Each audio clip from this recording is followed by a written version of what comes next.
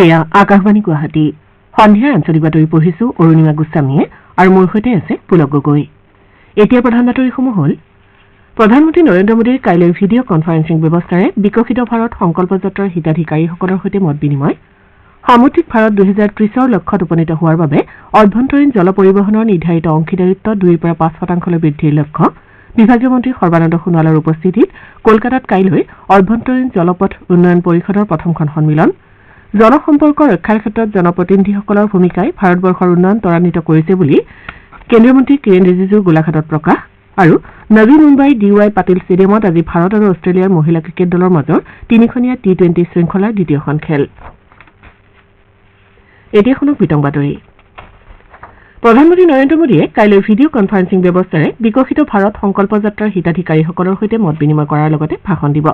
দেশৰ সহস্ৰাধিক হিতাধিকাৰীয়ে এই কাৰ্যসূচীত অংশ ল'ব। উল্লেখযোগ্য যে চৰকাৰৰ ধ্বজাবাহী আঁচনিসমূহৰ সুফল সম্পৰ্কে জনসাধাৰণক অৱগত কৰোৱাৰ লগতে প্ৰাপ্য সুবিধাৰ পৰা বঞ্চিতসকলক সৰ্বাত্মক সেৱা আগবঢ়োৱাৰ বাবে এই কাৰ্যসূচী গ্ৰহণ কৰা হৈছে। যোৱা 15 নৱেম্বৰত এই কাৰ্যসূচী আৰম্ভ কৰাৰ দিনৰে পৰা প্ৰধানমন্ত্ৰীয়ে দেশৰ বিভিন্ন প্ৰান্তৰ হিতাধিকাৰীসকলৰ সৈতে মত বিনিময় কৰি আহিছে।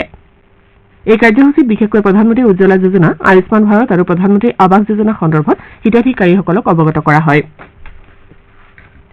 কেন্দ্ৰীয় বন্দৰ, জাহাজ আৰু জলপথ মন্ত্ৰী সৰ্বানন্দ সোণোৱালে কাইলৈ কলকাতাত হ'বলগীয়া অভ্যন্তৰীণ জলপথ উন্নয়ন পৰিষদৰ প্ৰথমখন সন্মিলনত সভাপতিত্ব কৰিব। শ্ৰীসোণোৱালে সভাত অভ্যন্তৰীণ জল পৰিবহণৰ প্ৰদূষণৰহিত সেৱাসমূহৰ কাৰণে নিৰ্ধাৰিত নিৰ্দেশিকা, হৰিত নৌকা আৰু ৰিভাৰ ক্ৰুইজ পৰ্যটনৰ কাৰণে 2047 চন পৰ্যন্ত কাৰ্যক্ৰমণিকাৰ দৰে গুৰুত্বপূৰ্ণ পদক্ষেপসমূহৰ বিষয়ে অৱগত কৰিব। উল্লেখযোগ্য যে মন্ত্ৰালয়ে সামুদ্ৰিক ভাৰত 2030ৰ সৈতে সংগতি ৰাখি অভ্যন্তৰীণ জল পৰিবহণৰ নিৰ্ধাৰিত অংশীদাৰিত্ব 2-5% বৃদ্ধি কৰাৰ লক্ষ্য স্থিৰ কৰিছে। বিগত বৰ্ষৰ অক্টোবৰত প্ৰতিষ্ঠা হোৱা অভ্যন্তৰীণ জলপথ উন্নয়ন পৰিষদে অভ্যন্তৰীণ জল পৰিবহণ আৰু ইয়াৰ লগত জড়িত অন্যান্য ক্ষেত্ৰসমূহৰ প্ৰতি কেন্দ্ৰীয় চৰকাৰৰ দায়বদ্ধতা প্ৰতীয়মান কৰে। বিকশিত ভাৰত সংকল্প যাত্ৰাৰ অংশ হিচাপে আজি গোলাঘাটৰ খুমটাই সমষ্টিৰ গোলাঘাট কেন্দ্ৰীয় উন্নয়ন খণ্ডৰ বেটিয়নী পঞ্চায়তত আয়োজিত এখন সভাত কেন্দ্ৰীয় মন্ত্ৰী কিৰেণ ৰিজিজুৱে অংশগ্ৰহণ কৰে। বেটিয়নী পঞ্চায়তৰ আদিত্য মুকলি মঞ্চত আয়োজিত সভাখনত উপস্থিত জনসাধাৰণক সম্বোধি কেন্দ্ৰীয় মন্ত্ৰীগৰাকীয়ে প্ৰধানমন্ত্ৰী মোদী নেতৃত্বাধীন চৰকাৰখনে হাতত লোৱা বিভিন্ন জনহিতকৰ কাৰ্যসূচীৰ বিষয়ে অৱগত কৰে। মন্ত্ৰীগৰাকীয়ে নিজৰ ভাষণত কয় যে বিজেপি চৰকাৰৰ দিনত কেন্দ্ৰীয় মন্ত্ৰীসকলকে ধৰি জনপ্ৰতিনিধিসকলে গাঁৱে ভূঞে গৈ সাধাৰণ ৰাইজৰ সৈতে সম্পৰ্ক ৰক্ষাত মনোনিৱেশ কৰিছে। ইয়াৰ ফলত ভাৰতৰ জনসাধাৰণৰ উন্নয়নৰ বাট কটাত সুবিধা হৈছে। সজাগতা সভাৰ অংশ হিচাপে স্থাপন কৰা অস্থায়ী কেন্দ্ৰসমূহৰ জৰিয়তে অঞ্চলটোৰ ৰাইজে বিভিন্ন চৰকাৰী আঁচনিসমূহৰ সুবিধাৰ বিষয়ে জানিবলৈ সুবিধা পায়। অনুষ্ঠানত কেন্দ্ৰীয় মন্ত্ৰীগৰাকীৰ উপৰি খুমটাই সমষ্টিৰ বিধায়ক মৃণাল শইকীয়াকে ধৰি কেইবাগৰাকীও বিশিষ্ট ব্যক্তিয়ে অংশগ্ৰহণ কৰে। কেন্দ্ৰীয় বাণিজ্য আৰু উদ্যোগ মন্ত্ৰী পীয়ুষ গোৱেলে মহিলা নেতৃত্বাধীন উন্নয়ন আৰু দুৰ্নীতিমুক্তকৰণৰ দৰে দুটা গুৰুত্বপূৰ্ণ বিষয়ত ভাৰতবৰ্ষই অগ্ৰগতি লাভ কৰিছে বুলি মন্তব্য কৰিছে। আজি চেন্নাইত অনুষ্ঠিত গোলকীয় বিনিয়োগকাৰী সন্মিলনত উদ্বোধনী ভাষণ দি মন্ত্ৰীগৰাকীয়ে কয় যে দেশত সামগ্ৰিক উন্নয়নৰ হাৰ 7.7% হোৱাৰ বিপৰীতে মুদ্ৰাস্ফীতিও যথেষ্ট হ্ৰাস পাইছে। তেওঁ লগতে কয় যে প্ৰধানমন্ত্ৰী মোদীৰ নেতৃত্বত বিগত 10 বছৰত আমাৰ দেশে এটা ভংগুৰ অৰ্থনৈতিক কাঠামোৰ সবলীকৰণৰ দ্বাৰা বিশ্বৰ ভিতৰত 5ম স্থানত আৰোহণ কৰিছে। মন্ত্ৰীগৰাকীয়ে 2014 চনত প্ৰধানমন্ত্ৰী মোদীয়ে দায়িত্ব গ্ৰহণ কৰি দিয়া নিৰ্দেশনাত ৰাষ্ট্ৰৰ সামগ্ৰিক সবলীকৰণৰ কাৰণে ৰাজ্যসমূহৰ উন্নয়নৰ দিশত গুৰুত্ব আৰোপ কৰিছিল বুলি উল্লেখ কৰি কয় যে বিগত 10টা বছৰত কেন্দ্ৰীয় চৰকাৰে এই বিষয়ত অবিৰতভাৱে কাম কৰি আছে। মন্ত্ৰীগৰাকীয়ে যুৱ জনসংখ্যাৰ 28%তকৈ অধিকে দেশৰ উন্নয়নত হাত উজান দিছে বুলি প্ৰকাশ কৰে। যুৱক যুৱতীসকলৰ চিন্তা আৰু আকাংক্ষাই 2047 চনৰ ভিতৰত ভাৰতক এখন উন্নত ৰাষ্ট্ৰ হিচাপে গঢ়ি তুলিব বুলি কেন্দ্ৰীয় মন্ত্ৰীগৰাকীয়ে আশা প্ৰকাশ কৰে। দেশৰ মুঠ কৰ্মশক্তিৰ 43% মহিলা হোৱাৰ বিষয়ে মন্ত্ৰীগৰাকীয়ে উল্লেখ কৰে। তেওঁ লগতে কয় যে অহা 30 বছৰত ভাৰতবৰ্ষ $30 ট্ৰিলিয়ন অৰ্থনীতিৰে এখন উন্নত দেশত পৰিণত হ'ব। কাজিৰঙা ৰাষ্ট্ৰীয় উদ্যানত বম্বে নেচাৰেল হিষ্ট্ৰী ছচাইটিৰ সহযোগত অহা 9 আৰু 10 জানুৱাৰীত কাজিৰঙা চৰাই সংৰক্ষণ মহোৎসৱ আৰু 5ম জলচৰ পক্ষী গণনাৰ আয়োজন কৰা হৈছে। ভাৰতবৰ্ষৰ অন্যতম পক্ষী পৰ্যবেক্ষণ ক্ষেত্ৰ হিচাপে স্বীকৃতিপ্ৰাপ্ত কাজিৰঙা ৰাষ্ট্ৰীয় উদ্যান বহুলাংশে ঘাঁহনি আৰু জলাহভূমিৰে গঠিত। উল্লেখযোগ্য যে ৰাষ্ট্ৰীয় উদ্যানখন অক্টোবৰৰ পৰা ফেব্ৰুৱাৰীলৈকে পৰিভূমি চৰাইবিলাকে অনুসৰণ কৰা মধ্য এছীয় উৰণ পথ আৰু পূব এছীয়ৰ লগতে অষ্ট্ৰেলিয়ান উৰণ পথৰ অন্তৰ্ভুক্ত। তিব্বত মালভূমি, মংগোলিয়া, ৰাছিয়া, চাইবেৰিয়া আৰু লাডাখৰ লগতে ইউৰেছিয়া নাতিশীতোষ্ণ অঞ্চলসমূহৰ পৰা পৰিভূমি চৰাইৰ জাক প্ৰতি বছৰে ৰাষ্ট্ৰীয় উদ্যানখনলৈ আহে। জনসাধাৰণৰ লগত সম্পৰ্ক ৰক্ষা কৰি পৰম্পৰাগত জ্ঞান ব্যৱহাৰেৰে চৰাই সংৰক্ষণক কেন্দ্ৰীয় বিষয় হিচাপে লৈ এই চৰাই মহোৎসৱত গণনা আৰু সংৰক্ষণৰ ক্ষেত্ৰত স্থানীয় লোকৰ সক্ৰিয় অংশগ্ৰহণ কৰোৱা হ'ব। অনুষ্ঠানত আলোচনা চক্ৰ, ৱেবিনাৰ, আলোকচিত্ৰৰ প্ৰতিযোগিতাৰ জৰিয়তে পৰিৱেশবিদ, ছাত্ৰ ছাত্ৰী, স্থানীয় স্বেচ্ছাসেৱকসকলে জনসাধাৰণক পক্ষীকুলৰ বিষয়ে সজাগ কৰিবলৈ চেষ্টা কৰিব। এই গণনাত ৮০টাতকৈ অধিক জলাশয় সামৰি লোৱা হ'ব। উল্লেখযোগ্য যে যোৱাবাৰৰ গণনাত ৫২টা জলাশয়ত ১২২টা প্ৰজাতিৰ ৯৩,৪৫১টা জলচৰ পক্ষী চিনাক্ত কৰা হৈছিল। শ্ৰোতাসকলে সন্ধিয়া আঞ্চলিক বাতৰি শুনিছে আকাশবাণী গুৱাহাটী কেন্দ্ৰৰ পৰা।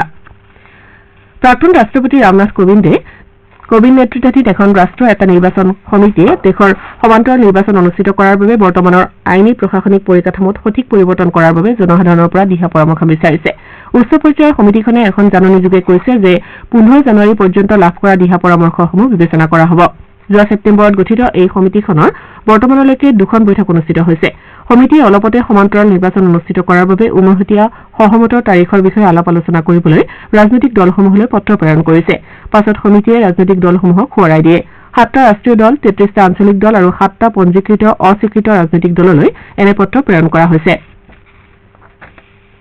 ভাৰতৰ প্ৰথম এপ আধাৰিত ১০০% বৈদ্যুতিক আৰু বিকেন্দ্ৰীকৃত বাইক টেক্সি সেৱা বায়ু এপৰ আজি আনুষ্ঠানিকভাৱে মুকলি কৰা হয়। পল্টন বজাৰৰ অসম ৰাজ্যিক পৰিবহণ নিগমৰ মুখ্য কাৰ্যালয়ত পৰিবহণ মন্ত্ৰী পৰিমল শুক্লবৈদ্যই এপটো মুকলি কৰে। এই এপৰ জৰিয়তে জনসাধাৰণে বৈদ্যুতিক বাইক আৰু স্কুটি সেৱা লাভ কৰিব। এই উপলক্ষে আজি আনুষ্ঠানিকভাৱে ৭৫খন বাহন গুৱাহাটীত মুকলি কৰা হয়। চৰকাৰৰ পদক্ষেপে অনাগত সময়ত প্ৰায় ৫,০০০ চালকৰ বাবে জীৱিকাৰ পথ মুকলি কৰিব বুলি আশা কৰা হৈছে। এই পদক্ষেপে বছৰি ২৯,০০০ টন কাৰ্বন নিৰ্গমন হ্ৰাস কৰাৰ লগতে ইন্ধন ব্যয়ৰ ওপৰত বছৰি ৭৩ কোটি টকা ৰাহি কৰিব। মন্ত্ৰীগৰাকীয়ে কয় যে এই সেৱাৰ জৰিয়তে গুৱাহাটীৰ প্ৰদূষণ বহু পৰিমাণে হ্ৰাস হ'ব। ত্ৰিপুৰাৰ আগৰতলাত কাইলৈ হ'বলগীয়া দেশৰ উত্তৰ পূৰ্বাঞ্চলৰ ৰাজ্যকেইখনৰ আকাশবাণীৰ সংবাদদাতাসকলৰ কৰ্মশালাত অংশগ্ৰহণৰ বাবে আজি আকাশবাণীৰ মুখ্য সঞ্চালক প্ৰধান ড বসুধা গুপ্তা আগৰতলাত উপস্থিত হয়। আকাশবাণী আগৰতলা আঞ্চলিক বাতৰি বিভাগৰ মুৰব্বী জে.এছ. খাটিয়ে ড গুপ্তাক আদৰণি জনায়। এই অনুষ্ঠানত উত্তৰ পূবৰ ৮খন ৰাজ্যৰ আঞ্চলিক বাতৰি বিভাগসমূহৰ মুৰব্বী আৰু ৪০গৰাকী সংবাদদাতাই অংশগ্ৰহণ কৰিব। ডিব্ৰুগড় জিলা দণ্ডাধীশে জিলাখনৰ কৃষকৰ পৰা অনুজ্ঞাপত্ৰ অবিহনে ধান ক্ৰয়, অকৰ্তৃত্বহীনভাৱে ধানৰ সৰবৰাহ তথা অনুজ্ঞাপত্ৰ অবিহনে গুদামত ধান মজুতকৰণ ৰোধ কৰাৰ বাবে ভাৰতীয় ফৌজদাৰী কাৰ্যবিধিৰ ১৪৪ ধাৰাৰ অধীনত কেতবোৰ নিষেধাজ্ঞা জাৰি কৰিছে। এই অনুসৰি ৰাজ্যখনত ধান আৰু চাউলৰ ক্ৰয় ব্যৱস্থা সন্দৰ্ভত থকা ১৯৯৫ চনৰ স্থায়ী নিৰ্দেশ অনুযায়ী জাৰি কৰা অনুজ্ঞাৰ অবিহনে ধান ক্ৰয় কৰিব পৰা নাযাব। তদুপৰি জিলাখনৰ খাদ্য আৰু অসামৰিক যোগান আৰু গ্ৰাহক পৰিক্ৰমা বিভাগৰ উপ সঞ্চালকৰ অনুজ্ঞাপত্ৰ অবিহনে জিলাখনৰ বাহিৰে ভিতৰে অকৰ্তৃত্বশীলভাৱে ধানৰ সৰবৰাহ কৰিব পৰা নাযাব। সমগ্ৰ জিলাখনতে তাৎক্ষণিকভাৱে বলবৎ হোৱাকৈ জাৰি কৰা এই নিষেধাজ্ঞা পৰৱৰ্তী নিৰ্দেশ নিদিয়া পৰ্যন্ত বাহাল থাকিব।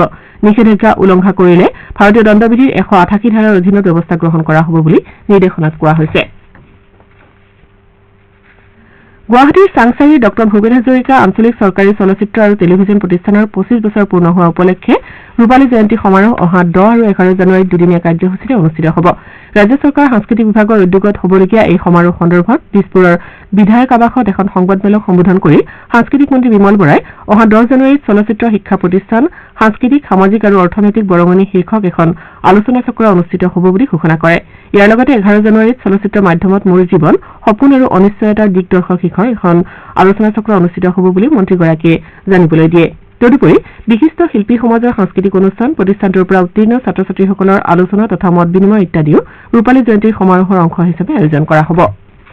ভাৰত আৰু অষ্ট্ৰেলিয়াৰ মহিলা ক্ৰিকেট দলৰ মাজৰ ৩খনীয়া টি-২০ শৃংখলাৰ দ্বিতীয়খন খেল আজি অলপ সময়ৰ পাছতে অনুষ্ঠিত হ'ব। নবী মুম্বাইৰ ডি.ৱাই পাটিল ষ্টেডিয়ামত অনুষ্ঠিত হ'বলগীয়া খেলখন সন্ধিয়া ৭ বজাত আৰম্ভ হ'ব। উল্লেখযোগ্য যে ভাৰতে শুকুৰবাৰে একেটা স্থানত অনুষ্ঠিত শৃংখলাৰ প্ৰথমখন খেলত অষ্ট্ৰেলিয়াক ৯ উইকেটত পৰাজিত কৰিছিল। এতিয়া শুনক বিগত সপ্তাহত আঞ্চলিক বাতৰিত স্থান লাভ কৰা উল্লেখযোগ্য বাতৰিসমূহত আলোকপাত পুলক গগৈৰ পৰা। আলফাৰ সৈতে চৰকাৰৰ ত্ৰিপাক্ষিক শান্তি চুক্তি, ৰাজ্যৰ নিম্ন প্ৰাথমিক আৰু উচ্চ প্ৰাথমিকৰ শিক্ষক পদৰ বাবে অনলাইন আবেদন প্ৰক্ৰিয়া আৰম্ভ, ৰাজ্যপাল গুলাবচান্দ কাটাৰিয়াৰ চৰকাৰী আঁচনিসমূহৰ সঠিক ৰূপায়ণ নিশ্চিত কৰাৰ উদ্দেশ্যে বছৰত দুবাৰকৈ ৰাজ্যৰ জিলাসমূহ পৰিদৰ্শন কৰাৰ সিদ্ধান্ত আদি বাতৰিয়ে বিগত সপ্তাহৰ আকাশবাণীৰ আঞ্চলিক বাতৰিত স্থান লাভ কৰে। আলফাৰ সৈতে চৰকাৰৰ ত্ৰিপাক্ষিক শান্তি চুক্তিয়ে ৰাজ্যখনৰ খিলঞ্জীয়াৰ অধিকাৰ সুনিশ্চিত কৰিব বুলি মুখ্যমন্ত্ৰী ড হিমন্ত বিশ্ব শৰ্মাই প্ৰকাশ কৰিছে। ড শৰ্মাই এই চুক্তিৰ বাবে প্ৰধানমন্ত্ৰী আৰু কেন্দ্ৰীয় গৃহমন্ত্ৰীৰ লগতে আলফা নেতৃত্বক ধন্যবাদ জ্ঞাপন কৰে।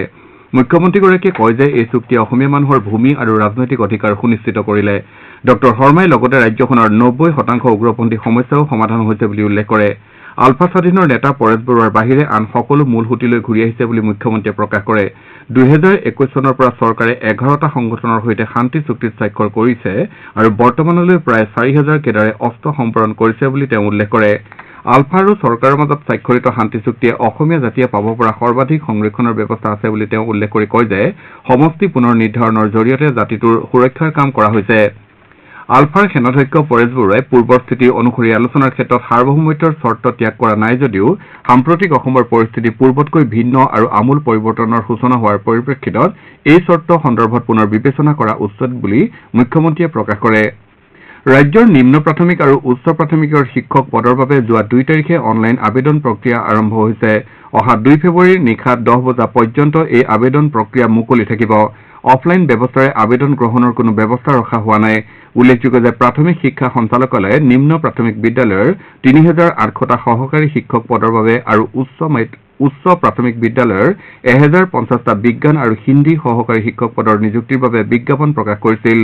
ইপিনে মাধ্যমিক শিক্ষা সঞ্চালকালয়ে বিভিন্ন প্ৰাদেশিকৃত মাধ্যমিক বিদ্যালয়ত 1424টা স্নাতকোত্তৰ শিক্ষক পদ আৰু 7249টা স্নাতক শিক্ষক পদৰ নিযুক্তিৰ বাবে বিজ্ঞাপন প্ৰকাশ কৰিছে।